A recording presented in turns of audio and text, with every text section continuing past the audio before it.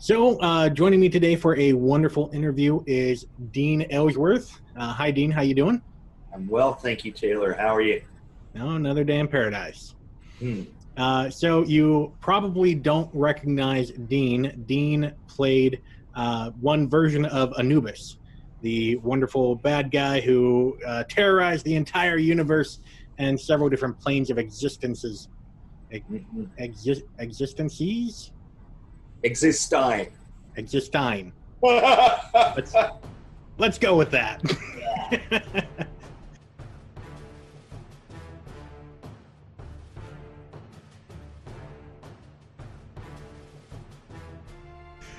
So Dean played the version old Anubis, is what it's officially known as.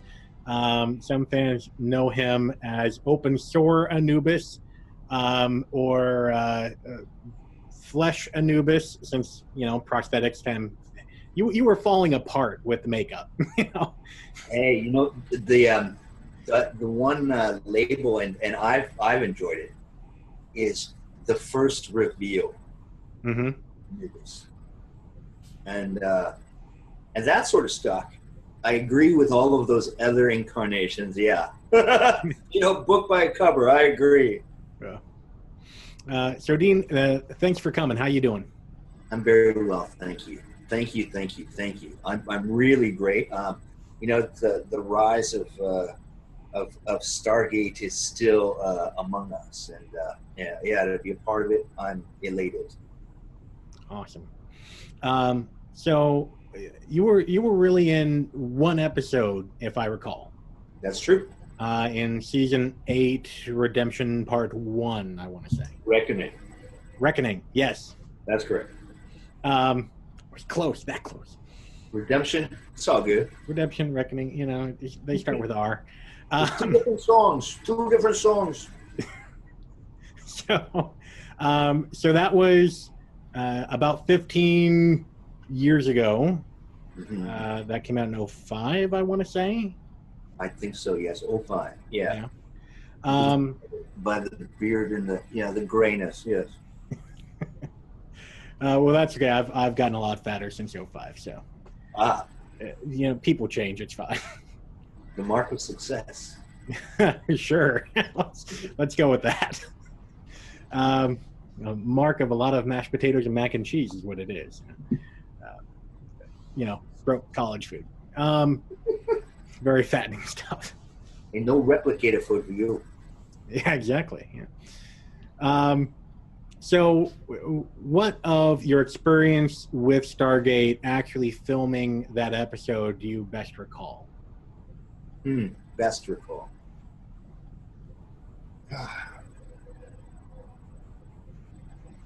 The one that just really sticks in my head the most when you ask me this question is walking in. There's this ramp, and then garage doors is what I remember, and then just sitting outside of the garage doors, where there's a little guardrail on the ramp, and everything is like everything marked hazard and whatnot, and I'm not wearing the cloak, but I have the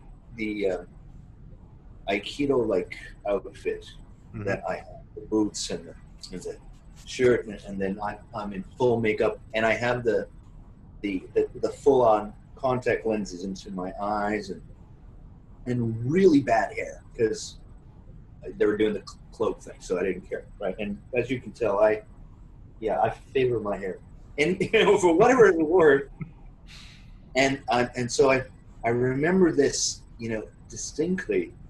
And then seeing just outside this man with a stick. And he's smoking a cigarette, but he has this outfit on. It's armor, and he looks a little like he doesn't really belong where I've just come from. But I see this, and I see the garage doors, and then I walk into this, and this is because these contacts that are full eye contacts. You can only see it a little bit, right? Mhm. And so I kind of look in tunnel vision like, and I walk through this garage doors with there's blanket like drapes, I guess you could say, black, and just to keep all the behind lights and whatnot from coming into, as you know, I'm sure, right? So I walk through this, and it's blanket. I look, it's kind of dark, but I see a group of people over here, and then I start to recognize the things that I can see, and I'm full on in the studio, and that's what I remember most of all was this.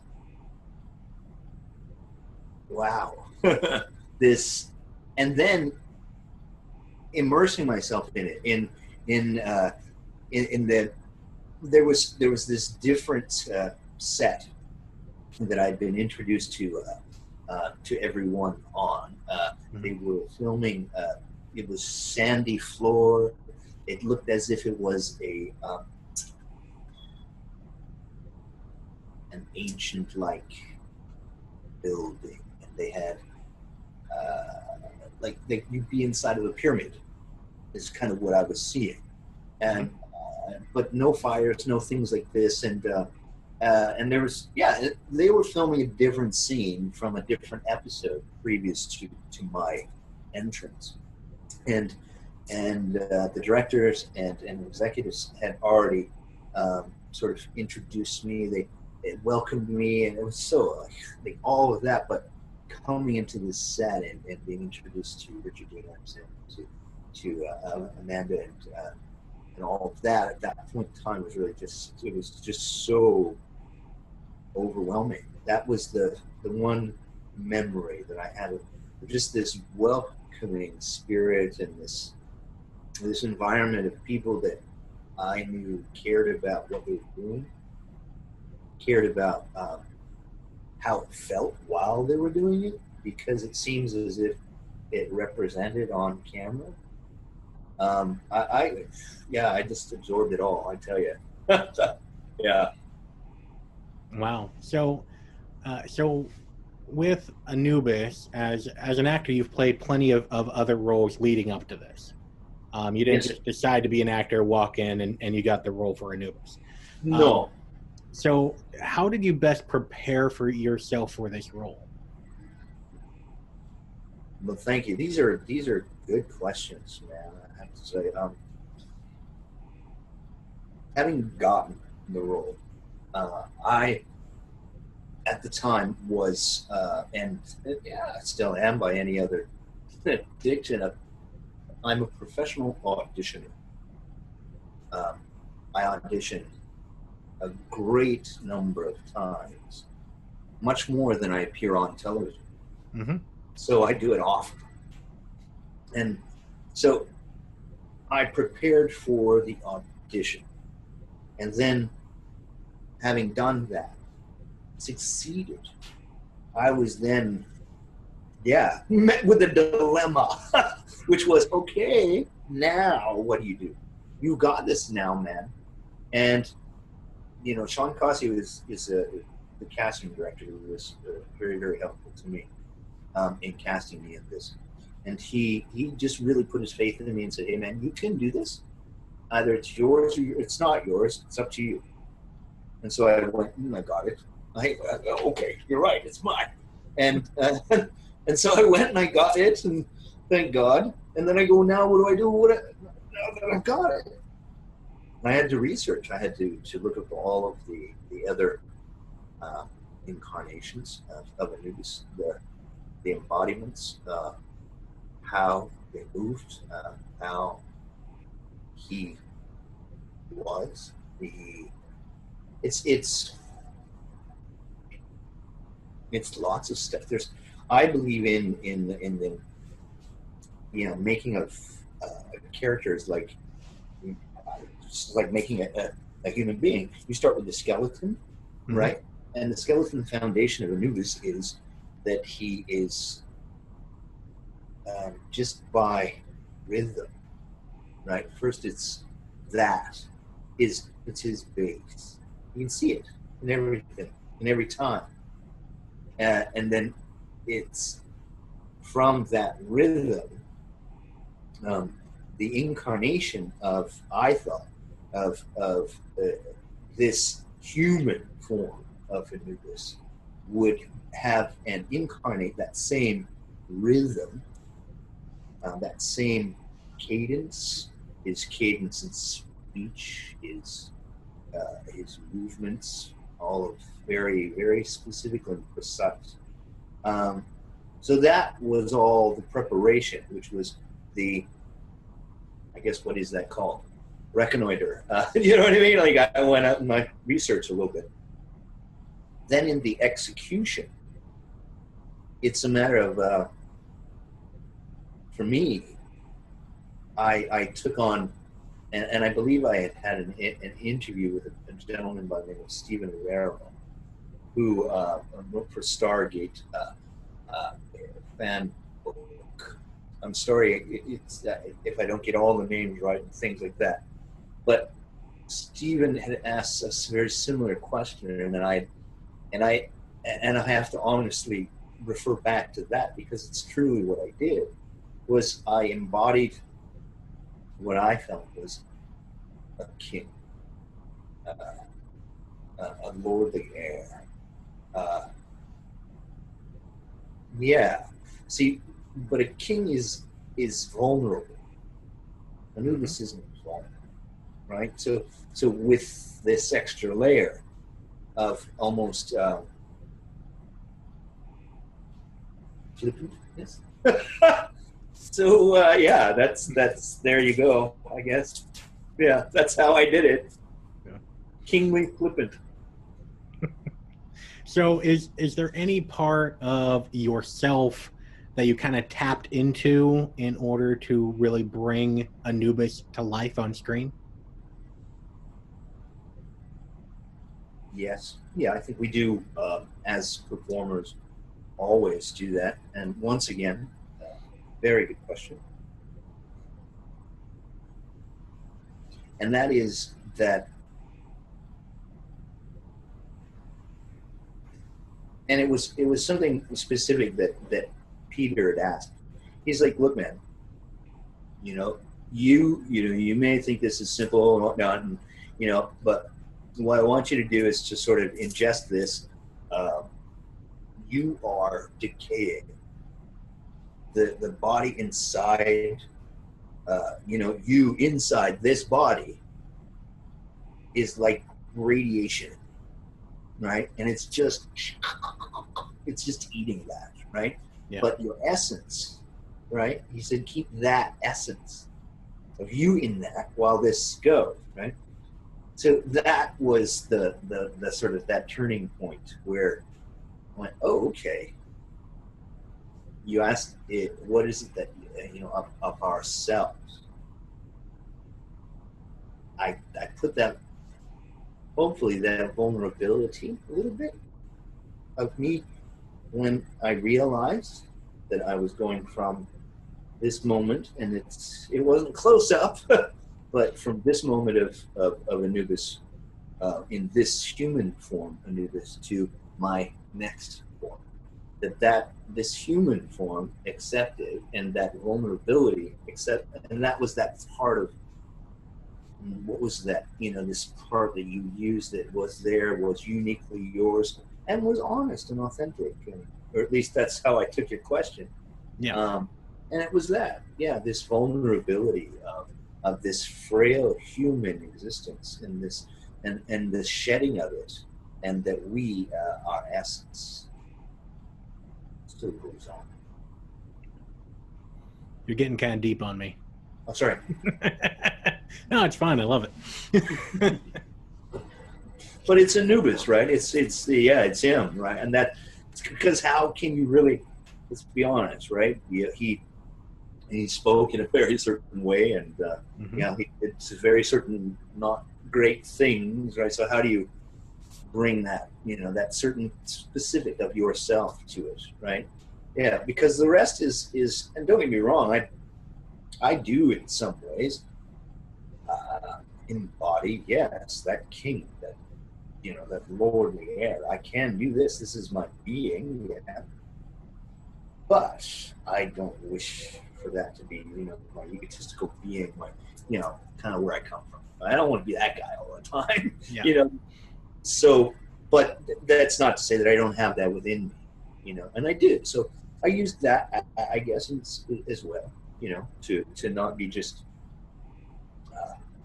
going on to the one vulnerability, but that yes, sure, there was that certain air of kingliness as well, without getting too deep.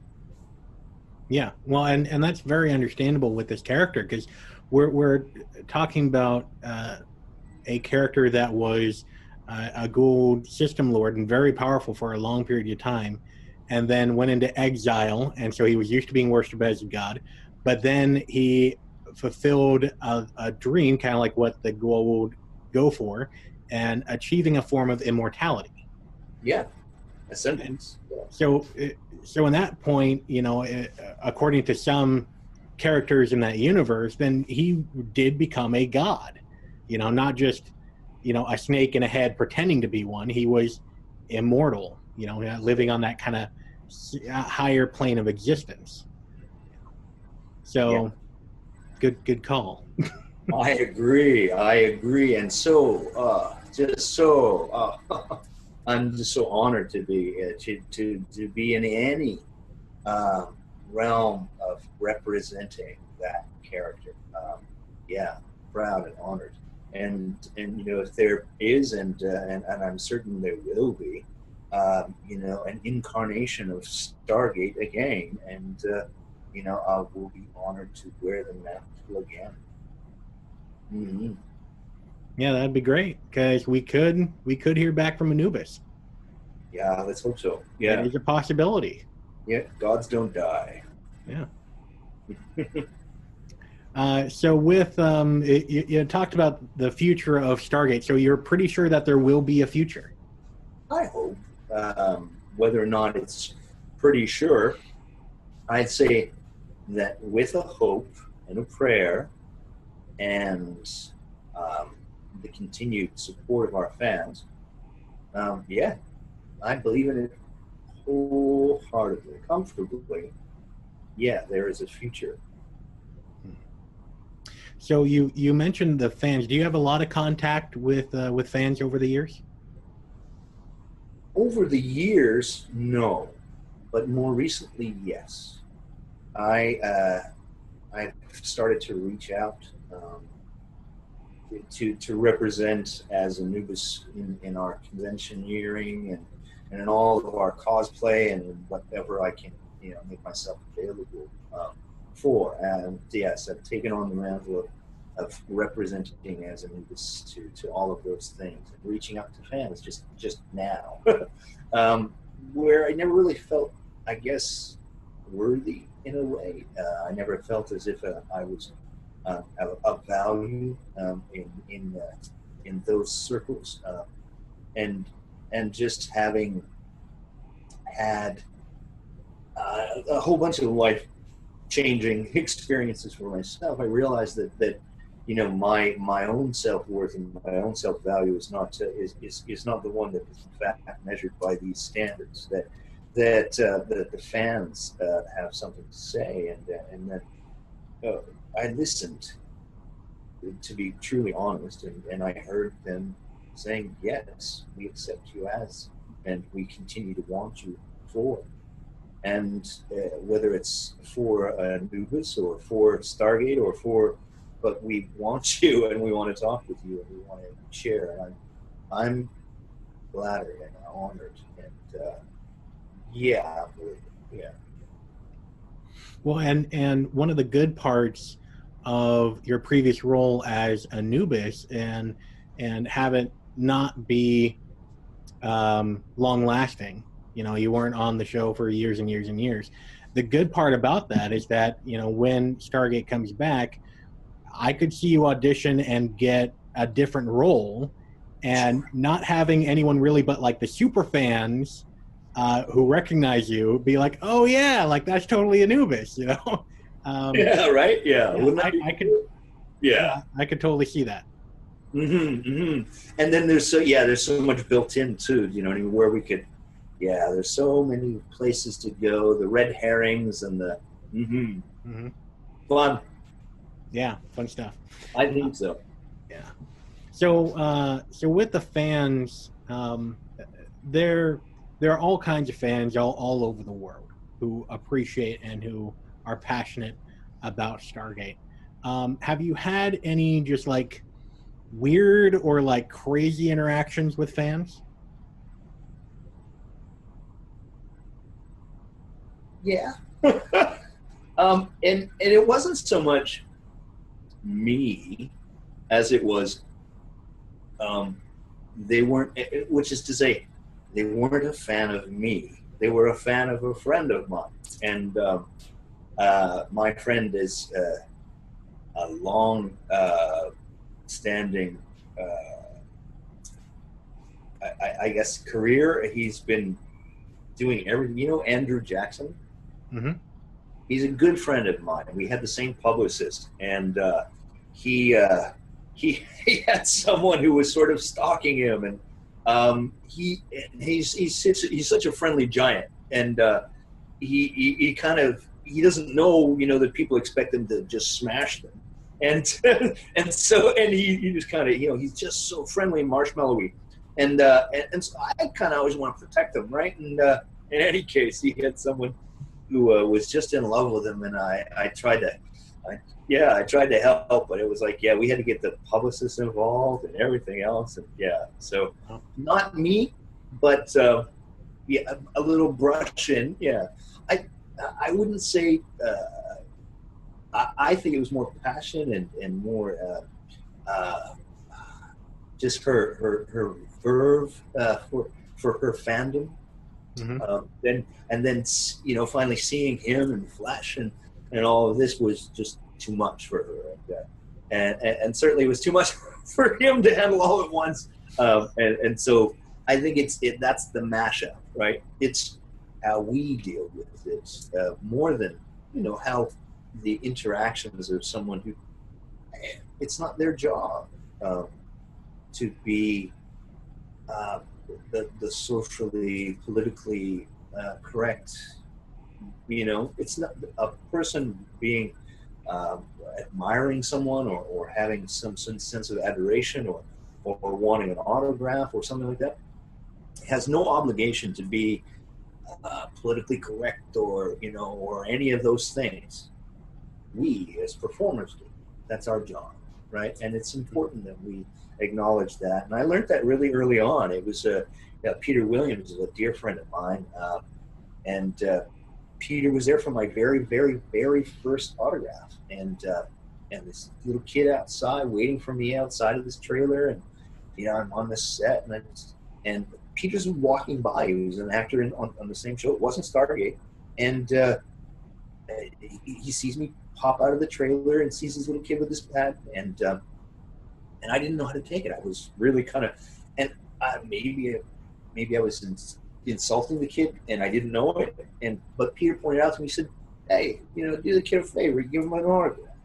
He may not have said it in that kind of accent. He may have been more Jamaican, but he was really honest about it. And then and then I did. And then he put his arm around me and he said, "Hey man, those kids and those people and that admiration is for you, so it's okay." And I kind of tried to take it ever since, but being of what I don't know, humble means, Canada and all the rest of that sort of stuff. We're always apologizing. So I'm not sorry. Well, one of my most favorite definitions of humility is giving credit where credit is due. Yeah. And that I like that because at least growing up in my family, we were always taught don't take credit for like anything. You work hard, but you always praise other people. You don't, say, yay me, because that's prideful. You don't want to be prideful. It's kind of dude. right? Yeah. Yeah, but there are times where you really you do good work, and you can pat yourself on the back a little bit and say, yeah, I did a good job on that, but you got to like leave it there. Yep. You give the credit where credit's due, but Yeah. Get over it. Yeah. yeah. Yeah. It's always, I mean, for me, it's been like, who wants to be the 40-year-old, high school quarterback? You know what I mean? Like, Yeah. I don't want to be that. Yeah. So, but when it comes to, the measure of things having been done and humility, those are the reflections that I'd like to share. Do you know what I mean? Whether it be, to my child or to other people and how, things are done. This is just that one doesn't come from, I try not to come from a place of egotism, because it's empty food, right? Mm-hmm. And it's just that there's much more depth in the possibilities of not being correct, not being right. But that we're working it out, and at least this is the nature of it, and that's what I'm in for and up for, And yeah, I think I might have been, early on in my life a little more cockier than I'm comfortable with. Mm-hmm. Well, a lot of people are. Yeah. It's a look. It's a look thing. Let's go with that. Yeah. Yeah. Well, and I've noticed that for a lot of people, like when they're young and they're getting into any industry, it doesn't have to be acting; it can be anything. Mm-hmm. That a lot of people they might not intend to be, but they come across as kind of cocky, Yeah. And some people stay that way forever, and but I see a lot of people kind of mellow out after they realize that they're still human. Mm-hmm. Mm-hmm. And no one's really perfect.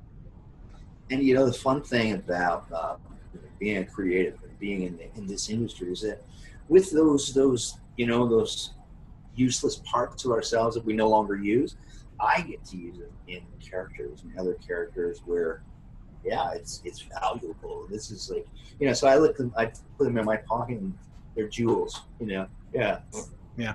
Yeah.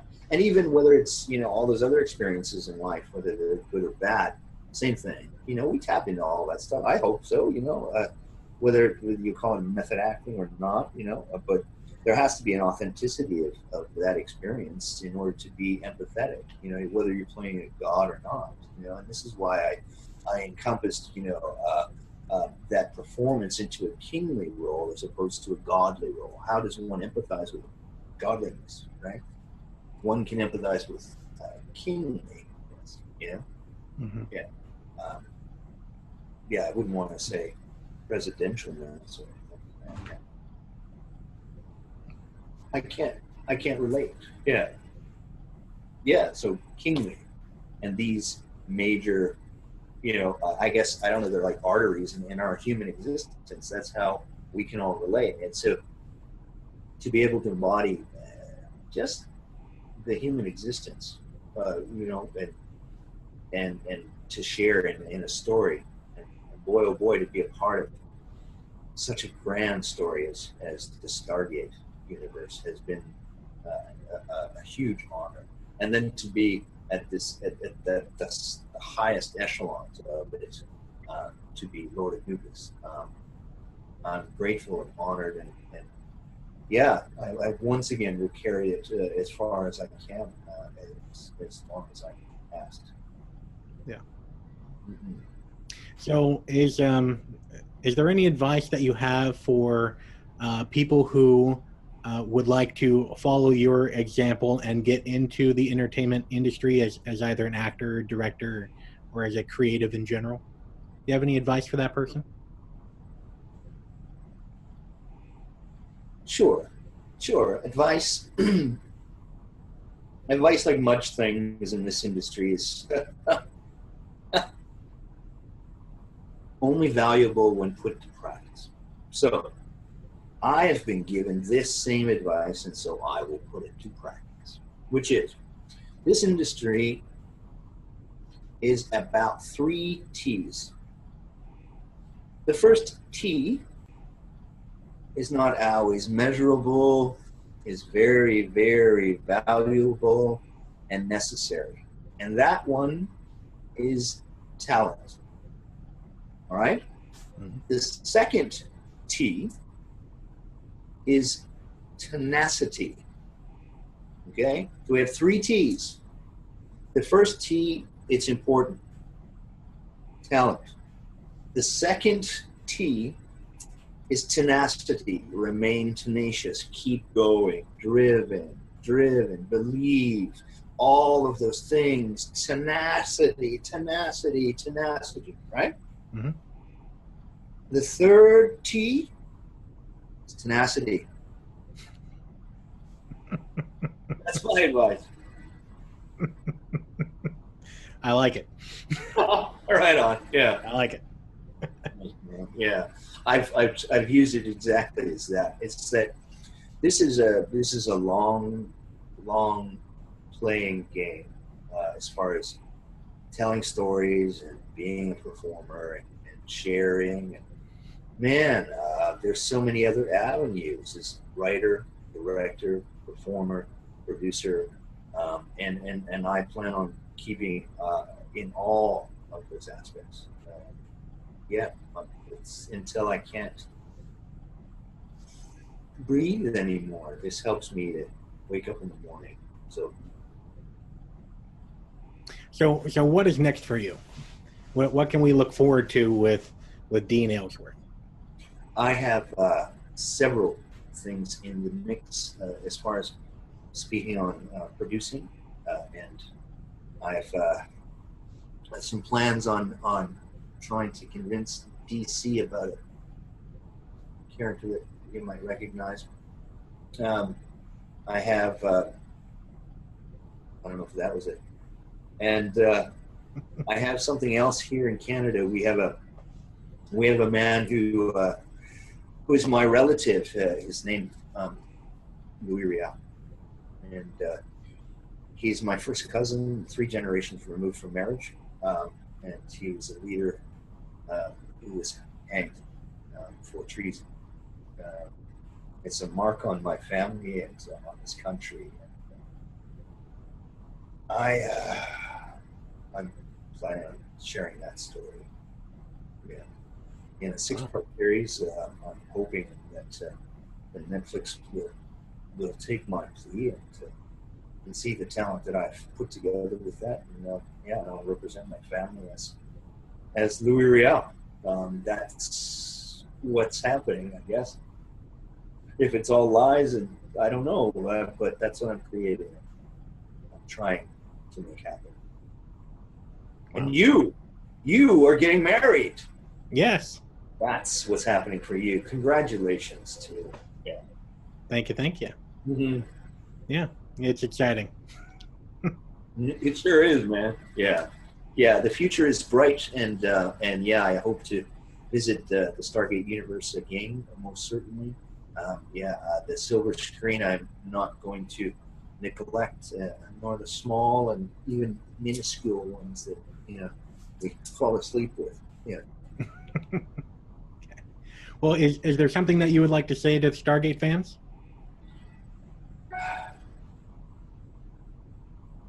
Thanks, guys. I don't know if you know, but I love it.